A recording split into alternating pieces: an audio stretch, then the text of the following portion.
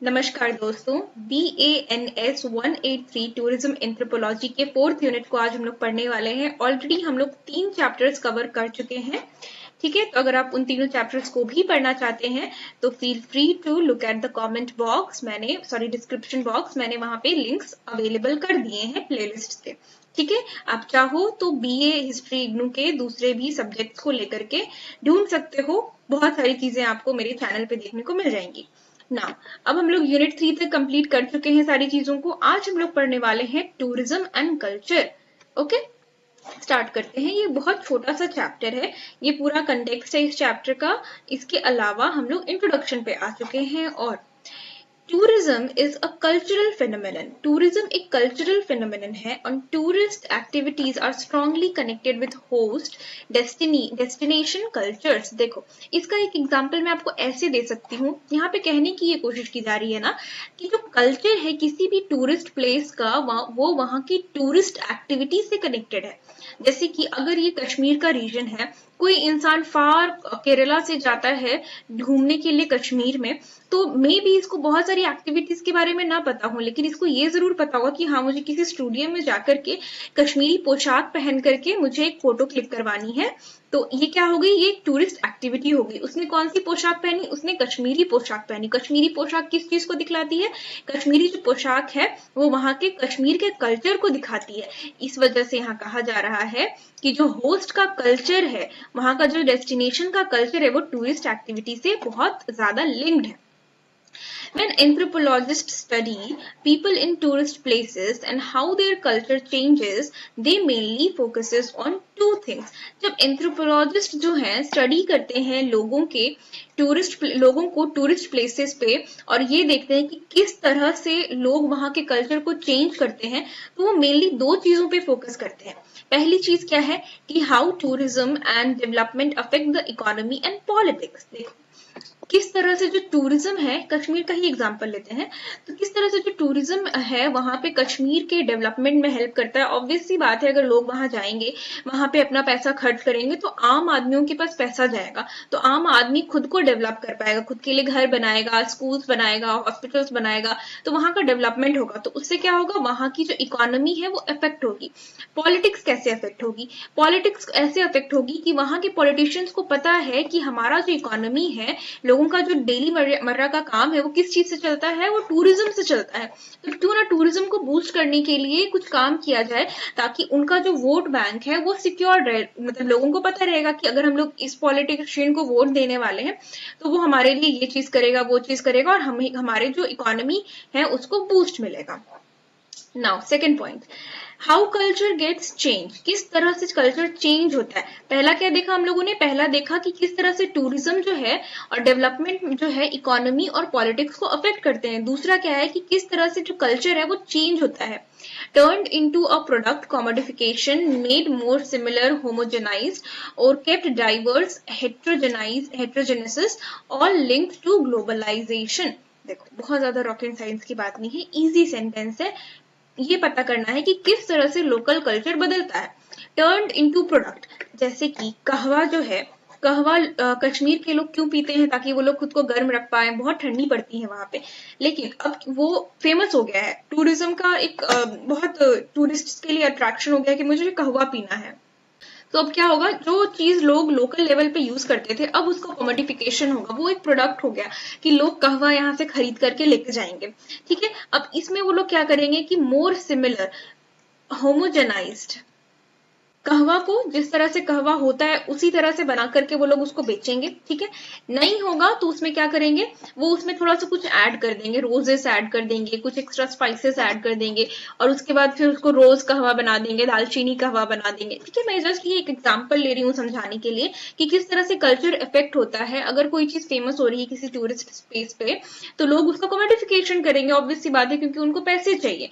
ठीक है, कभी कभी ये जो कमोडिफिकेशन है, कभी कभी ये जो कल्चर अफेक्ट होता है, इसमें बुराइयां भी बहुत सारी चीजें होती हैं, जैसे कि आपका जो लोकल कल्चर है वो गुम होने लग जाता है और बाहर की चीजें ओवर पावरिंग हो जाती हैं। नाउ ये जो यूनिट है क्या करेगा कि look at the tourism and it's inter relation with culture. तो ये inter relation with culture and tourism को दिखाएगा कि किस तरह से टूरिज्म और कल्चर जो है आपस में लिंक्ड है। We shall begin with this unit with the meaning of culture from anthropological perspective and move on to understand the relationship between tourism and culture।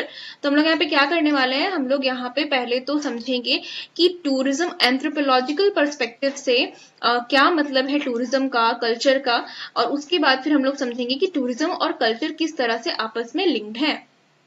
Tourism and culture, यहाँ पे मैं एक स्पेस देना भूल गई हूँ, sorry for that. Now from an anthropological perspective, anthropologist के perspective से कल्चर जो है is understood as a way of life. Culture एक रहने के तरीके को कहा जाता है। इसको हम लोग किसी के रहने के तरीके से समझ सकते हैं। जैसे कि एक आप किसी नॉर्थ इंडियन के घर जाते हो तो आपको यूजुअली देखने को मिलेगा कि सुबह सुबह लोग उठ रहे हैं, घर के बाहर चप्पलें खुली हुई हैं, घर के अंदर चप्पल, किचन के अंदर स्पेशली चप्पलों को ले जाना अलाउड नहीं है।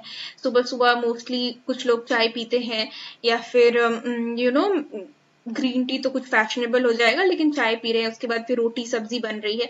लेकिन अगर आप चले जाओगे थोड़ा सा नॉर्थ ईस्टर्न साइड में, तो I am not very known to that their culture, but they mostly consume rice. तो अगर आप उन लोगों को ज्यादातर टाइम्स राइस खाते हुए ही देखोगे, तो उनका जो राइस है वो उनका कल्चर हो गया। नाउ अब उनके वो हर एक चीज में रिफ्लेक्ट होगा। जैसे कि पूजा करेंगे तो रिफ्लेक्ट होगा, कोई सेलिब्रेशन होगा तो रिफ्लेक्ट होगा।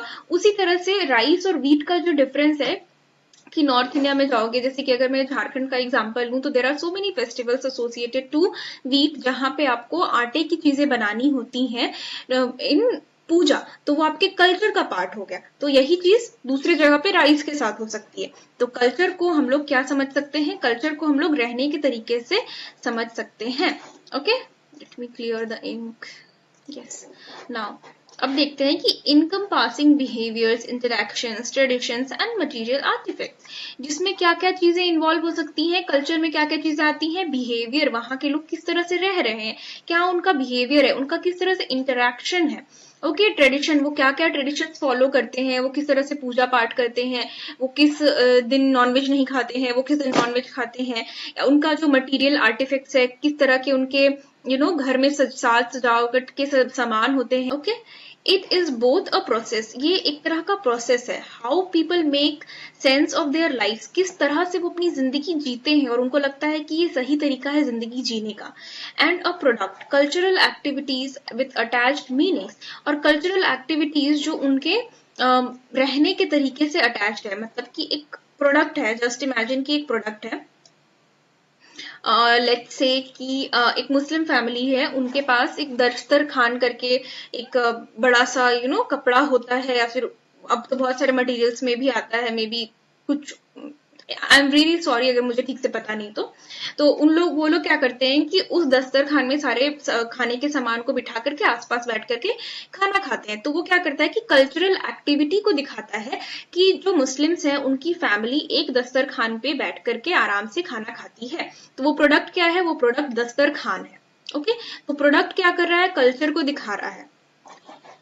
सिंगर 1968 में डिफाइन करते हैं कल्चर को as a pattern of behaviour transmitted through symbol, while Richard 1996 में आर्ग्यू करते हैं कि जो टूरिज्म है ट्रांसफॉर्म करता है कल्चर को from a process into a product for tourist consumption.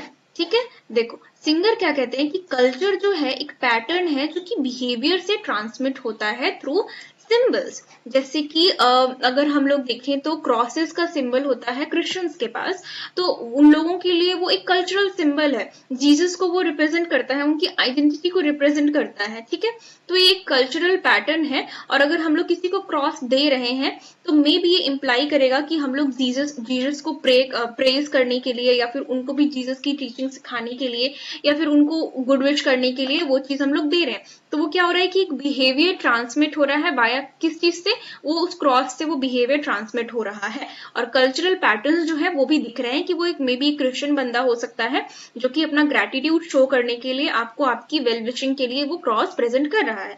लेकिन जो रिचर्ड है वो कहते हैं, आर्ग्यू करते हैं कि टूरिज्म जो है वो कल्चर को, टूरिज्म ट्रांसफॉर्म्स कल्चर, टूरिज्म जो है कल्चर को बदल देता है और उसको एक process into product of tourist consumption. मतलब कि जैसे कि अगर हम लोग गोवा जाते हैं तो गोवा में क्योंकि पोर्चुगीज लोग ज्यादा रहे हैं तो वहां पे चर्च कल्चर बहुत ज्यादा है, तो वहां पे आपको देखने को मिलेगा कि जगह जगह पे आपको ऐसी चीजें जो कि चर्च से एसोसिएटेड हैं, जो कि कभी किसी टाइम पे सिर्फ कल्चर का हिस्सा रहे होंगे, ट्रेडिशन का हिस्सा रहे होंगे, अब उसको एज अ प्रोडक्ट गली गली में बेचा जा रहा है। क्यों?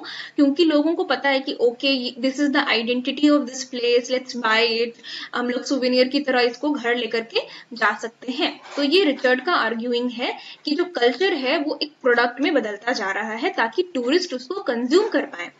Tourism and culture are deeply interrelated. Tourism और कल्चर जो है वो बहुत ज्यादा आपस में जुड़े हुए हैं, with tourism influencing cultural practices vice versa.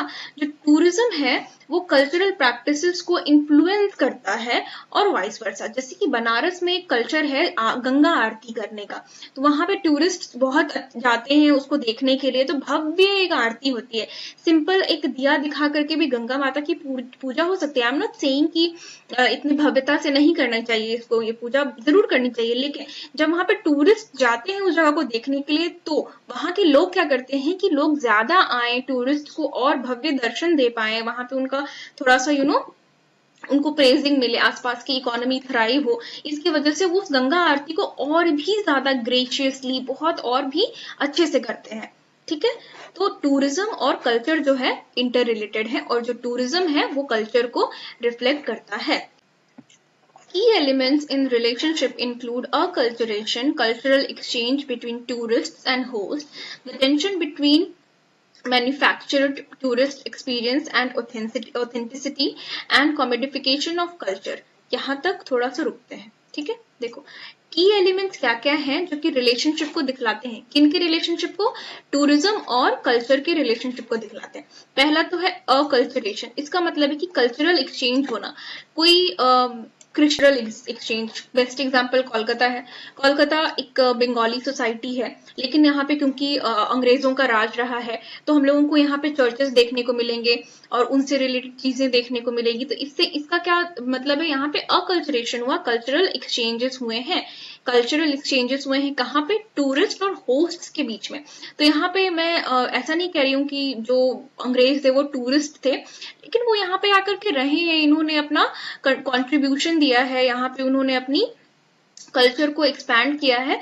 और यहाँ की जो होस्ट सोसाइटी है, जो बंगाली सोसाइटी है, वो भी एग्जिस्ट करती है। इसीलिए कोलकाता को मैं बेस्ट एग्जांपल कह रही हूँ अकल्चरेशन का, जहाँ पे कल्चरल एक्सचेंज हुआ है और कोलकाता ने दोनों को एम्ब्रेस किया है।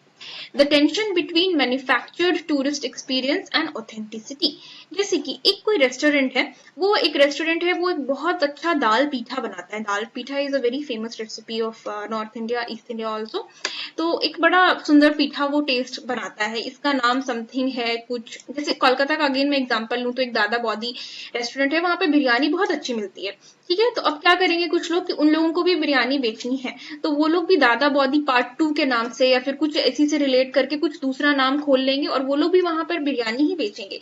लेकिन जो इसकी ऑथेंटिसिटी थी, वो ये ऑथेंटिसिटी कभी भी कैप्चर नहीं कर पाएगा, क्योंकि हर फूड क्रिएटर के पास अपना कुछ सीक्रेट होता है। तो मैन्युफैक्चर्ड टूरिस्ट एक्सपीरियंस, टूरिस्ट को पता है कि उन्हें दादा बौदी जाकर के बेस्ट एक्सपीरियंस मिलेगा, लेकिन अब बहुत सारे लोग ड्यू टू सर्टेन रीजंस वहां नहीं जा सकते हैं, तो वो लोग क्या करेंगे कि यहाँ भी विजिट कर सकते हैं। तो यहाँ पे क्या हो रहा है कि ऑथेंटिसिटी वहां पे मार खा जा रही है। टूरिस्ट को क्या मिल रहा है कि वहां पे उन लोगों को थोड़ा सा कॉम्प्रोमाइज्ड ऑथेंटिसिटी और एक्सपीरियंस देखने को मिल रहा है। एक दूसरा चीज आता है commodification of culture, turning cultural traditions into marketable products. जैसे कि डांडिया है, ठीक है, आई एम नॉट सेइंग कि डांडिया को अलग अलग जगहों पे होना गलत है, लेकिन जो लोग सिर्फ डांडिया को सिर्फ और सिर्फ इसके लिए ऑर्गेनाइज कर रहे हैं कि उन लोगों को मस्ती करनी है, ये नहीं सोच रहे हैं कि हाँ डांडिया दुर्गा पूजा से रिलेट करके लोगों को करनी है और उन दुर्गा माता के आने के उपलक्ष्य में खुश हैं इसलिए करने, बस सुंदर कपड़े पहनेंगे और फिर हम लोग जाकर के डांडिया खेलेंगे, डांस करेंगे, ये भी अच्छी बात है, ये भी अप्रिशिएबल है। लेकिन ये मीनिंग भूल जाना कि ये डांडिया कल्चर जो है ये दुर्गा पूजा से एसोसिएटेड है, ये चीज क्या है, कमोडिफिकेशन ऑफ कल्चर है, जहां पे कल्चरल ट्रेडिशंस जो है उसको मार्केट प्लेसेस में बदला जा रहा है। और जो चीजें खुद पंडालों के आसपास ऑर्गेनाइज की जाती थी, लोग खुशी से डांडिया किया करते थे, अब वो क्या होगा कि आप टिकट्स लो 1000-2000 के, उसके बाद जाकर के आप डांडिया करो। तो ये कल्चरल कमोडिफिकेशन है। Image formation, branding places at tourist destinations. Image formation का मतलब है कि किसी एक प्लेस को ब्रांड करना, कि आप यहाँ पे आकर के घूमो, आपको बेस्ट एक्सपीरियंस मिलेंगे, अच्छे फोटोज मिलेंगे, आपको शांति मिलेगी, इस तरह की चीजों को हम लोग इमेज फॉर्मेशन कहते हैं। Cross cultural interaction, the acculturation debate. Acculturation के ऊपर एक डिबेट है कि अकल्चरेशन का मतलब क्या है कि कल्चरल एक्सचेंज होना। तो इसके ऊपर एक डिबेट है कि tourism facilitates cultural interaction, tourism की वजह से कल्चरल इंटरैक्शन होता है। ऑब्वियसली अगर कोई क्रिश्चियन जाकर के बनारस विजिट करेगा तो उसको बनारसी कल्चर समझ में आएगा, और वो क्रिश्चियन जो है जितने लोगों से बनारस में बनारसी हिंदुओं या मुस्लिम से मिलेगा, उनके कल्चर को वो लोग थोड़ा सा समझेंगे। तो इस वजह से जो टूरिज्म है बेस्ट कल्चरल इंटरैक्शन को फैसिलिटेट करता है।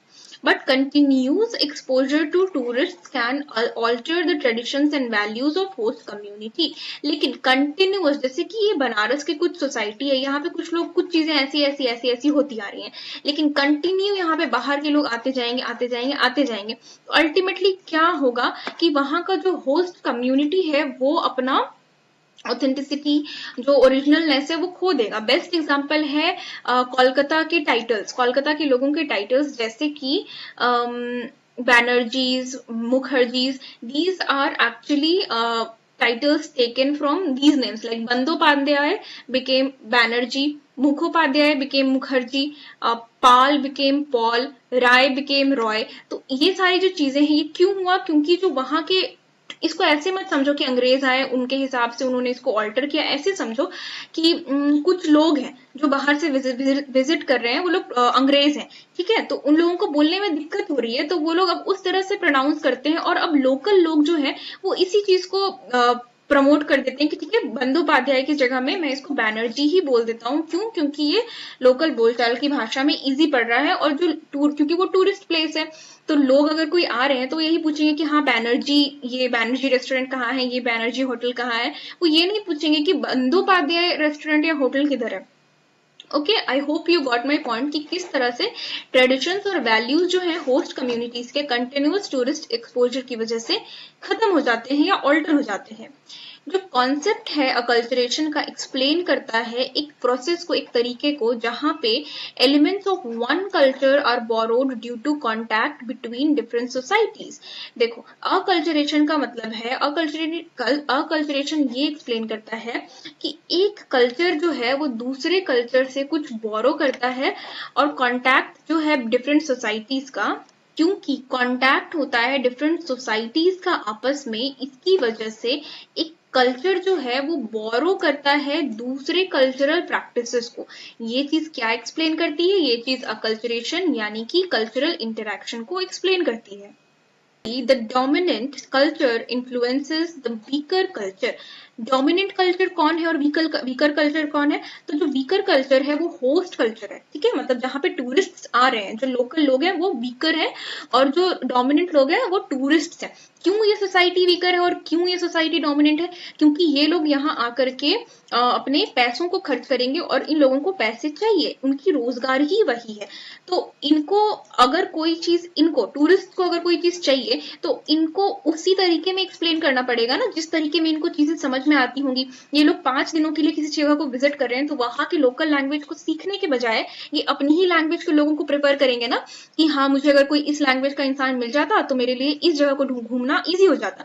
तो ये वीकर सोसाइटी क्या करेगी, ये इन लोगों के लैंग्वेज को अडॉप्ट करने की कोशिश करेगी ताकि वो उनको अच्छा एक्सपीरियंस दे पाए। लीडिंग टू कल्चरल होमोजिनेशन, इसकी वजह से कल्चरल होमोजिनेशन हो रहा है, मतलब कल्चर्स आपस में मिक्स हो रहे हैं। ये जो शिफ्ट है ऑफन बेनिफिट करता है टूरिस्ट के लिए, और बाय मतलब कि बेनिफिट करता है ये किसको, टूरिस्ट को, ये के लिए तो ये बहुत अच्छी बात है, लेकिन ये लोकल्स की आइडेंटिटी को हार्म पहुंचाता है। However, the cultural drift theory suggests that tourist host interactions are often seasonal and intermittent, leading to temporary cultural changes rather than permanent transformations. लेकिन जो कल्चरल ड्रिफ्ट थ्योरी है, एक कल्चरल ड्रिफ्ट थ्योरी है जो क्या suggest करती है कि जो टूरिस्ट और होस्ट का इंटरेक्शन हो रहा है वो हमेशा नहीं हो रहा है, वो एक तो सीजनल है, कुछ महीनों में है। जैसे कि अगर बनारस जाना है किसी को तो दे विल प्रेफर कि वो ठंडी में जाए, ठीक है। अगर किसी को केरला जाना है, आंध्रा देखना है, तो दे विल प्रेफर कि हाँ मैं बरसात में जाऊंगा ताकि मुझे बहुत वाटरफॉल्स और सुंदर नज़ारे देखने को मिलेंगे। या फिर किसी को कश्मीर जाना है तो वो चाहेंगे मैं ठंडी में जाऊं, मुझे स्नोफॉल देखने को मिलेगा। तो ये सीजनल है और इंटरमिटेंट है, मतलब कि कुछ समय के लिए होता है, ये टेम्पररी है। और इसकी वजह से जो कल्चरल एक्सचेंज है वो हमेशा के लिए नहीं होता है और ये परमानेंट नहीं है, ये टेम्पररी है। लोकल्स जो है वो अडॉप्ट कर सकते हैं जो बिहेवियर कैरी आउट होता है ड्यू टू टूरिस्ट, लेकिन जब जैसे ही वो टूरिस्ट जाते हैं वो back to their square one आ जाते हैं। ऑब्वियसली ये मतलब देखो, किसी भी चीज को समझने के बहुत सारे पर्सपेक्टिव हो सकते हैं। अगर कोई एक इंसान है वो बनारस विजिट करता है, he is not so good in Hindi or other language which is local to Banaras, तो this person will do, he or she will try to communicate with in that language with in which the tourist is comfortable, ठीक है। Maybe he is comfortable in English, तो ये क्या करेगा कि ये English में बात करने की कोशिश करेगा, लेकिन जैसे ही ये अपनी फैमिली के पास जाएगा तो ये अपनी उसी लोकल लैंग्वेज में बात करेगा। ओके, तो अडेप्टिंग बिहेवियर जो है वो टूरिस्ट के लिए ही है, बाद में वो रिवर्ट हो जाता है। If contact is continuous, deeper cultural changes may be passed to future generations resulting to acculturation. तो अगर जो कॉन्टैक्ट है टूरिज्म के साथ वो बहुत ज्यादा डीप है तो क्या हो सकता है, इससे कल्चरल एक्सचेंज परमानेंट हो सकता है, अकल्चरेशन को ये चीज रिजल्ट कर सकती है। अनदर रिलेटेड कॉन्सेप्ट जो है वो डेमोन्स्ट्रेशन इफेक्ट है। एक तो हम लोगों ने कल्चरल ड्रिफ्ट देखा, कल्चरल ड्रिफ्ट का क्या मतलब था कि सीजनल है और कुछ भी परमानेंट नहीं है, ठीक है। और एक डेमोन्स्ट्रेशनल इफेक्ट है, वो क्या कहता है कि where locals adopt tourist behaviours such as western clothing, food and entertainment, potentially disrupting social structures and creating generational conflicts. Younger generation may embrace foreign lifestyles while older generations strive to preserve traditions. देखो, डेमोन्स्ट्रेशनल effect का क्या मतलब है कि जो locals हैं वो धीरे धीरे टूरिस्ट के कल्चर को, बिहेवियर को अपनाना शुरू कर देते हैं। जैसे कि उनको वेस्टर्न क्लोथिंग चाहिए, जीन्स वगैरह ही अच्छी लगती है, धोती अच्छी नहीं लगती है, पिज्जा ही अच्छा लगेगा, खिचड़ी अच्छी नहीं लगेगी। उन लोगों को हॉलीवुड मूवीज ही देखनी है, बॉलीवुड, टॉलीवुड या फिर और दूसरी मूवीज नहीं देखनी है। पोटेंशियली क्या होगा कि सोशल स्ट्रक्चर इससे थोड़ा सा डिस्टर्ब होगा, उसको डिस्टर्बेंस होगी, और जहां पे जेनरेशनल कॉन्फ्लिक्ट हो जाएगा कि जो एक पुरानी जेनरेशन है वो अपने ट्रेडिशन को कायम रखना चाहेगी और आगे आने वाली जो जेनरेशन है वो इस चीज को कायम नहीं रखना चाहेगी और फॉरेन ट्रेडिशंस की ओर ज्यादा ध्यान देगी। The tourist experience and the debate on authenticity. Tourist का क्या एक्सपीरियंस है और एक डिबेट है यहाँ पे ऑथेंटिसिटी, मतलब कि सच्चाई पे debate. The debate on authenticity in tourism introduced by Bruston and MacCannell explores whether tourists seek genuine cultural experiences or are satisfied with staged ones. देखो, एक डिबेट है जो कि ब्रूस्टन और मैककैलन ने कब स्टार्ट की, और 1973 में स्टार्ट की, कि क्या जो टूरिस्ट है वो कहीं जा करके एक एक्चुअल ऑथेंटिक एक्सपीरियंस ले पा रहे हैं या फिर बस जो स्टेज्ड है, जो वहां के लोग दिखाना चाहते हैं वही देख करके वापस आ रहे हैं। तो मैक जो है वो आर्ग्यू करते हैं कि जो टूरिस्ट हैं वो ट्रैवल करते हैं in search of authenticity. Tourist चाहता है कि वो एक ऑथेंटिक प्लेस पे जाए जहाँ पे सही में कोई हिस्ट्री लाई करती हो, सही में वहाँ का फूड ऑथेंटिकली बहुत फेमस हो। होप करते हैं कि उनको प्योर कल्चरल और एक्सपीरियंस देखने को मिले, लेकिन due to limited access to real local life the tourism industry create staged authenticity.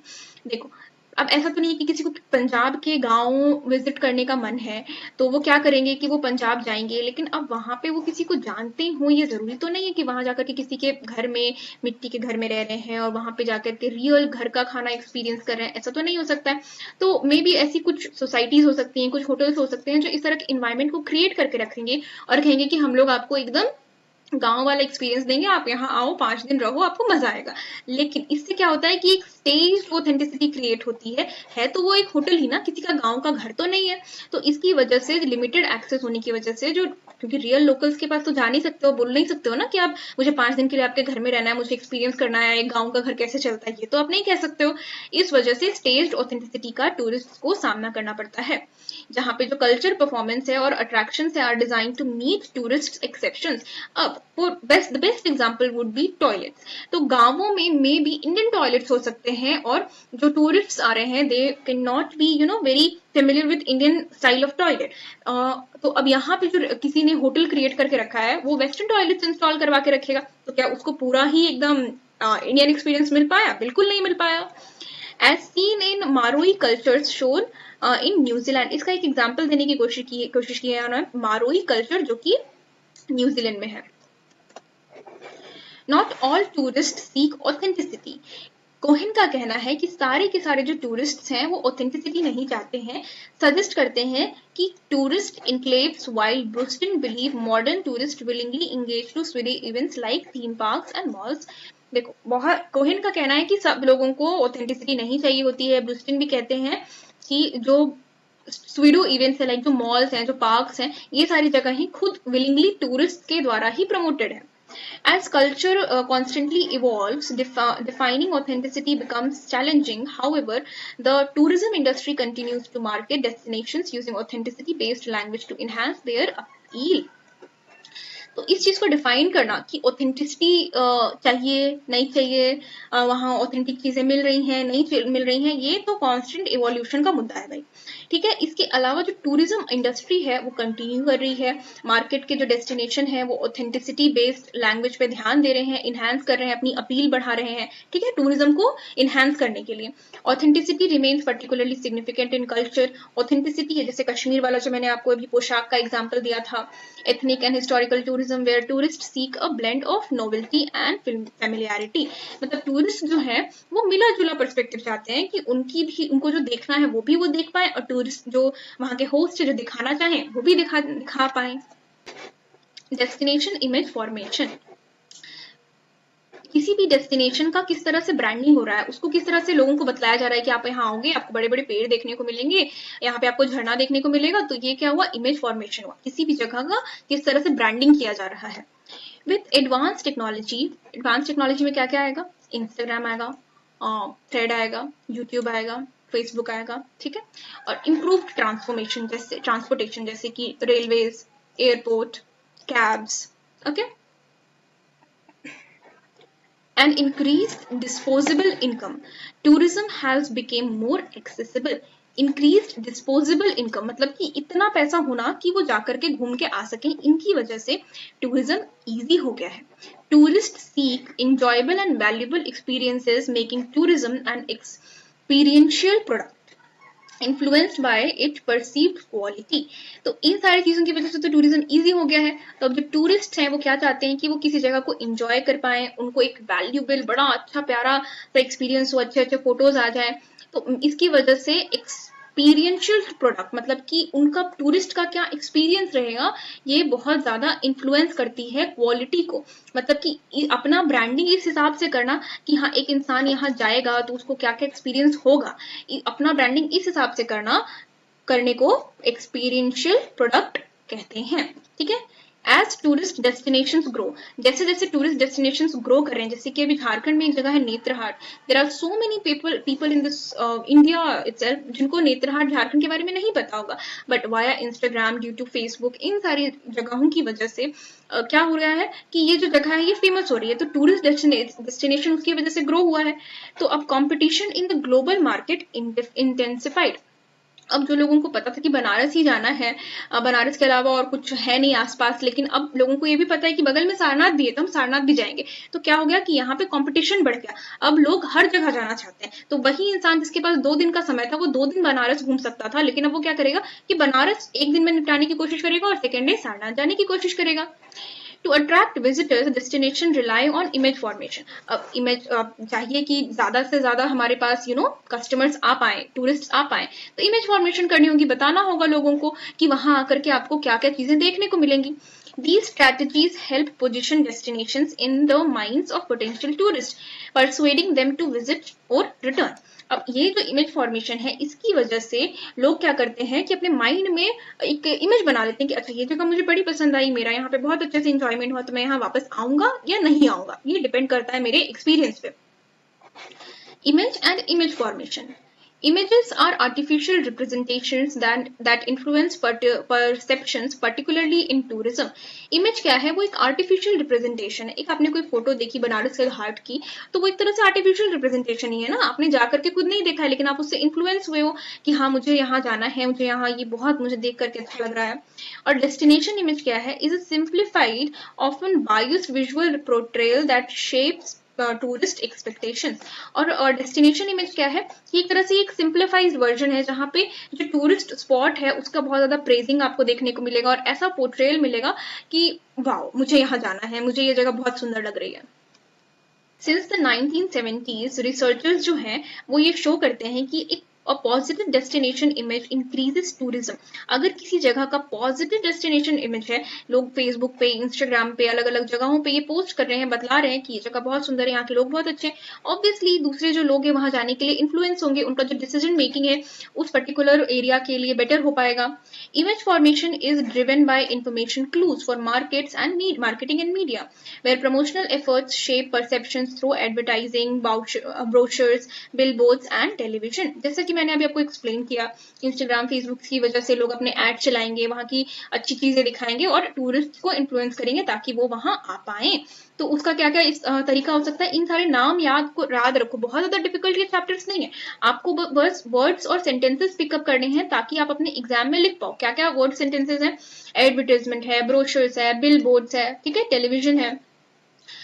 Tourism जो है, tourism advertisements use visual inclusion and exclusion, highlighting attractive elements while omitting less appealing aspects. जैसे कि बनारस ही है, तो बनारस में अस्सी घाट बहुत फेमस है, दशाश्वमेध घाट बहुत फेमस है, काशी विश्वनाथ टेम्पल बहुत फेमस है, हनुमान मंदिर बहुत फेमस है, तो ये सारी जगहें बहुत फेमस है। ऐसा नहीं है कि वहां पे और मंदिर नहीं होंगे, लेकिन होता क्या है जब काशी की टूरिज्म की बात आती है तो इन सारी जगहों को बहुत प्रमोट किया जाएगा, क्योंकि पता है वहां के लोगों को कि इन सारी जगहों को टूरिस्ट देखना पसंद करते हैं। तो इससे क्या होगा कि अट्रैक्टिव एलिमेंट्स का हाईलाइट करेंगे लोग, और उसके अलावा जो लेस अपीलिंग एस्पेक्ट होंगे, अब जरूरी तो नहीं है ना कि इन मंदिरों के अलावा और कोई मंदिर नहीं होंगे, डेफिनेटली होंगे, लेकिन वो थोड़े लेस अपीलिंग हो सकते हैं, तो उनसे क्या होगा कि उनको उतना हाईलाइट नहीं करेंगे टूरिज्म पर्सपेक्टिव से। Even ordinary destinations can be symbolically transformed into desirable locations, turning them into marketable commodities to attract tourists. Very good line.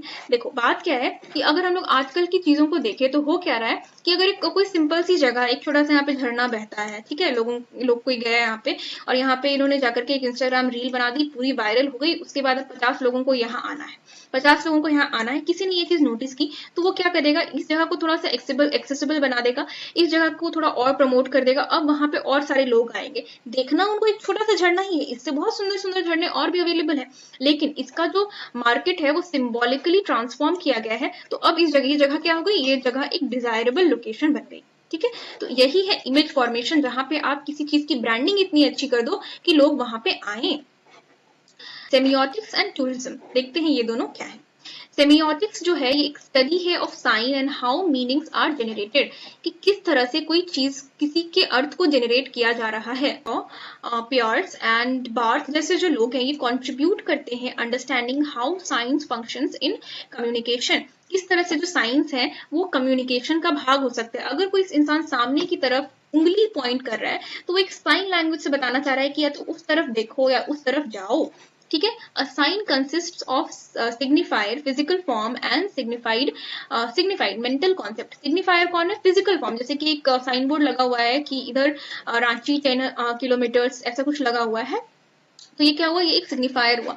और सिग्निफाइड मेंटल कॉन्सेप्ट, ये समझ पाना हम लोगों का कि हाँ इस तरह से इशारा करने का मतलब है कि हाँ रांची 10 किलोमीटर्स पे है। In tourism marketing semiotics play a key role in shaping perception. Advertisements use both verbal text, slogans and visual images, symbols, elements to create a desirable image of the destination. ठीक है, तो अब ये जो science है, जैसे कि हम लोगों को ये साइंस क्या बता रहे थे कि हाँ रांची 10 किलोमीटर पे है, तो इसके अलावा ये साइंस हम लोगों को और क्या बतला सकते हैं, जैसे कि कि आप कहीं पे ट्रैवल कर रहे हो, आपको एक बड़ा सा बोर्ड नजर आता है, उस बोर्ड में आपको लिखा हुआ है गुजरात आओ या फिर ऐसा कुछ था ना स्लोगन, तो उसमें क्या दिख रहा है कि आपको स्लोगन दिख रहे हैं, टेक्स्ट दिख रहे हैं, ऐसा विजुअल रिप्रेजेंटेशन है जो कि आपको उस जगह की तरफ अट्रैक्ट कर रहा है, उस जगह को डिजायरेबल बना रहा है। तो ये सारी चीजें क्या है, ये सेमियोटिक्स है, साइंस से, सिंबल से समझाना लोगों को कि ये जगह डिजायरेबल है, आप यहाँ पे आओ, ये डेस्टिनेशन अच्छी जगह है। जैसे कि हाँ देखो, यही तो मैं एग्जाम्पल की बात करी थी, कुछ दिन तो गुजारो गुजरात में, ठीक है, ये जो स्लोगन है ये आपको अट्रैक्ट करेगा कि वाह यार कितना अच्छा स्लोगन है, कुछ दिन तो गुजारो बिहार में, लोगों को कितना पसंद आएगा, हाँ जाना चाहिए, ऐसे सोच करके लोग जा सकते हैं। तो ये जो कैंपेन्स हैं ये टूरिस्ट को इनवाइट करते हैं कि आप हमारे लैंग्वेज में आओ, सॉरी देश में आओ, जगह में आओ, बाय परसुएसिव लैंग्वेजेस, मतलब कि चीजी क्रीमी लैंग्वेज के थ्रू। नाउ टूरिज्म मार्केटिंग जो है वो टूरिज्म मार्केट जो है वो कॉनोटेटिव मीनिंग्स को यूज करते हैं beyond the literal to evoke emotions and desires. Tourism जो है वो कॉनोकेटिव मीनिंग्स को यूज करता है, मतलब ऐसे शब्दों को यूज करता है जिससे इमोशंस और डिजायर्स जो है वो जगे और लोग वहां जाने के लिए अट्रैक्ट हो सके। एक ग्राहम धन करके है, ये हाईलाइट करता है कि जो टूरिज्म है वो अपनी लैंग्वेज में भी इसको प्रमोट किया जा सकता है, इंडिजीनियस तरीके से भी इसको प्रमोट किया जा सकता है, और ये लोगों को बताया जा सकता है कि आप आओ, यहाँ पे आपको हटके एक्सपीरियंस मिलेगा, यूनिक एक्सपीरियंस मिलेगा। मॉर्गन और प्रिचर्ड आर्ग्यू करते हैं that advertisements rely on stereotyped idealised images to create a dream like tourist paradise. ये दोनों कहते हैं कि ये जो एडवर्टाइजमेंट का जो पूरा कैंपेन है ये एक स्टीरियोटाइप बिल्ड करता है कि अगर आप साउथ इंडिया जाओगे आपको सिर्फ इडली डोसा मिलेगा और कुछ नहीं मिलेगा, बिरयानी नहीं मिलेगा, नॉर्मल रोटी दाल चावल नहीं मिलेगा। तो कुछ स्टीरियोटाइप्स को ये लोग ये एडवर्टाइजमेंट्स क्रिएट करते हैं और एक आइडियलाइज्ड इमेज दिखाते हैं कि वहां जाओगे तो साफ सुथराई जगह मिलेगा, गंदगी नहीं मिलेगी, एक ड्रीम दिखेगा आपको, ठीक है। These symbol represents not only information but also persuade, encouraging tourists to escape their everyday world and emerge in carefully crafted idealized experience। तो इन सारी चीजों की वजह से, इन एडवर्टाइजमेंट्स की वजह से लोग जो है परसुएड होते हैं और वो उस तरफ खींचे चले जाते हैं कि वहां जाना चाहिए, हमारी जो डेली लाइफ के कचकच पचपच है उससे आसानी, थोड़ा रिलीफ मिलेगा और वहां जाकर के बहुत अच्छा एक्सपीरियंस मिलेगा। ये एक सेमियोटिक डायग्राम है, आप बना देना अगर कोई एग्जाम में आपको क्वेश्चन आए, ये याद रहे। आपको क्या करना है, आपको बस एक ट्रायंगल बनाना है, यहाँ पे लिख देना है टूरिज्म एडवर्टाइजमेंट, इधर डेस्टिनेशन लिख देना है, इधर पोटेंशियल टूरिस्ट लिख देना है।